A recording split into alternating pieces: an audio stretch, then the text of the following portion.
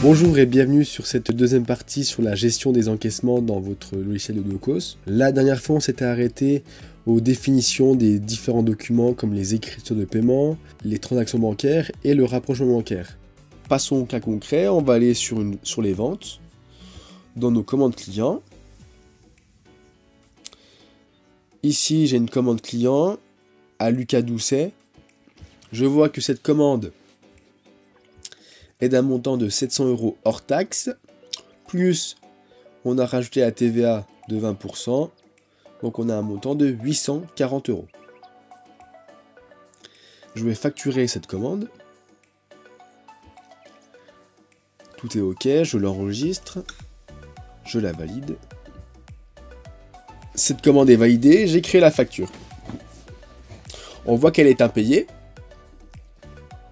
Mon client m'a fait un paiement le client m'a fait plusieurs paiements qui ont été encaissés sur le compte. J'ai reçu 2 paiements. On va voir dans cet exemple, on va créer une transaction bancaire.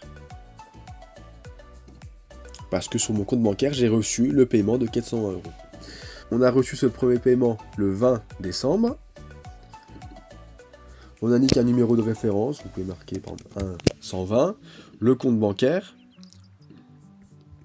Ça a été un crédit de 420 €.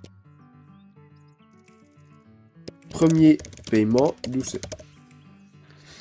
Écriture de paiement, je vais laisser comme ça pour le moment. Je vais faire enregistrer. Et je vais laisser comme ça. Je vais valider la transaction. Je fais OK. Vous voyez qu'ici c'est marqué non rapproché parce que cette transaction n'est pas encore rapprochée avec une écriture de paiement sur Docos. Je retourne dans ma liste. Je vais recréer une transaction bancaire. Je laisse comme ça et je fais enregistrer. Je valide. Le document est validé. Je retourne sur mes transactions. Et ici, je vois qu'il y a eu 2 transactions bancaires. Donc, ça veut dire que j'ai reçu 2 paiements sur mon compte de 420 €. Je vais maintenant aller sur les rapprochements bancaires. On est sur rapprochement bancaire. Et ici, on voit dans transactions bancaires qu'il y a eu 2 transactions qui viennent de s'ajouter. Pour cette illustration, je les ai ajoutées manuellement. Mais vous aurez pu très bien le faire depuis les différents documents en téléchargeant votre relevé. Ici, j'ai mes 2 transactions. Je vais les sélectionner. Ici, on voit que les transactions bancaires, j'ai un montant de 840 €. Si on se souvient bien, c'est bien le montant total de ma commande de Monsieur Doucet.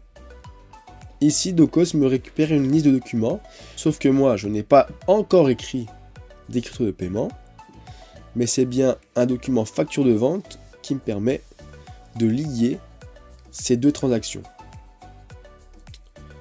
Et ici, on voit que Lucas Doucet, on voit bien la facture à 840 €. Donc, c'est bien lui. Je la sélectionne. Et ici, on voit que les documents représentent bien 840 €. Je vais cliquer sur rapprocher pour qu'il y ait bien le rapprochement entre les transactions bancaires, ce qui a été reçu sur le compte bancaire, et sur les documents, ce qui est donc saisi dans Docos. Je fais oui pour confirmer. Voilà, les documents sont bien reliés entre eux dans le système. Tout à l'heure, dans l'explication, je vous ai dit que si vous ne faites pas d'écriture de paiement avant le rapprochement, l'écriture sera faite automatiquement. On va aller vérifier ça ensemble. Je vais retourner dans mes écritures de paiement. Et ici, on voit que Lucas Doucet apparaît 2 fois, car il y a eu 2 paiements de sa part, un premier paiement de 420 € et un deuxième de 420 €. C'est bien logique que j'ai 2 écritures de paiement qui ont été réalisées. Je peux l'ouvrir. Je descends le document. Et ici, on voit le montant payé de 420 €. La référence, elle est liée à la facture de vente d'un montant de 840 €. Ici, dans les documents liés, on voit qu'il y a une transaction bancaire. Je vais rouvrir le document de tout à l'heure. On voit que maintenant le statut est en rapproché. Et si je descends en bas, vous vous souvenez, je n'avais pas rempli ce tableau volontairement, mais maintenant, vu que j'ai fait le rapprochement, ce tableau est bien rempli. Et si je retourne sur ma facture, je vois que ma facture est maintenant passée en payé. On a terminé pour cette séquence sur la gestion des encaissements. On a vu ce qu'était une écriture de paiement, ce qu'était une transaction bancaire, et enfin, le rapprochement bancaire, qu'est-ce que c'était? Voilà, c'est tout pour moi pour cette vidéo. Je vous dis à bientôt pour une prochaine séquence.